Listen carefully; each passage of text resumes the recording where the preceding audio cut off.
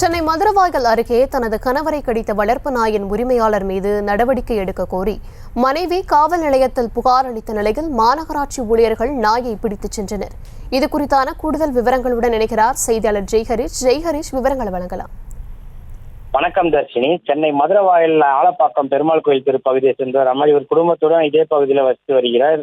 இந்த நிலையில நேற்று மாலை இவர் வசிக்கக்கூடிய வீட்டின் அருகே உள்ள லாவணியா என்பவர் வளர்த்து வரும் நாட்டு வகை நாயான ஒன்று ரமேஷ்குமாரின் இடது கால் பகுதியில் கடித்தது பலத்த காயமானது ஏற்பட்டு அவர் நேற்று கீழ்ப்பாக்கம் அரசு மருத்துவமனைக்கு அழைத்து செல்லப்பட்டு மிகுந்த ரத்தமானது அவருக்கு இழப்பு ஏற்பட்ட நிலையில அவர் பலத்த காயமடைந்தார். இந்த நிலையில அவர் நேற்று கீழ்ப்பாக்கம் அரசு மருத்துவமனையில் அனுமதிக்கப்பட்டிருந்தார். அவருக்கு காலில் 2 தையலானது போடப்பட்டதாக குறிப்பிடத்தக்கது. மேலும் இந்த நிலையில் தனது கணவரை கடித்த நாய் உரிமையாளர் லாவண்யா மீதும் இந்த நாயை இந்த பகுதியில் இருந்து அனைவருக்கும் அச்சுறுத்தும் வகையில் இருக்கக்கூடிய நாயை இந்த பகுதியிலிருந்து அகற்றப்பட வேண்டும் எனவும் இவர் நடவடிக்கை எடுக்க வேண்டும் என காவல்துறை மற்றும் சென்னை மாநகராட்சி ஊழியர்களுக்கு நேற்று ஒரு கோரிக்கை ஒன்றை விடுத்திருந்தார், புகார் அளித்திருந்தார். இந்த நிலையில இன்று காலை முதலே சென்னை மாநகராட்சி அதிகாரிகள் வந்த நிலையில இந்த வெறிப்பிடித்து இருந்த இந்த நாய் அனைவரையும் இந்த பகுதியில் இருந்த மக்களை அச்சுறுத்தி வந்தது. இந்த நிலையில இந்த நாயை மாநகராட்சி ஊழியர்கள் வேன் மூலமாக அகற்றி சென்றனர். அகற்றி சென்று நாயை உரிய அதற்கு தேவையான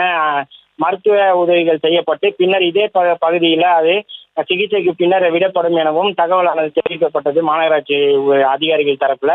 குறிப்பிடத்தக்கது தர்ஷினி. விவரங்களுக்கு நன்றி ஜெய்ஹரிஷ். செய்திகளை உடனுக்குடனும் துல்லியமாகவும் தெரிந்து கொள்ள சப்ஸ்கிரைப் பண்ணுங்க.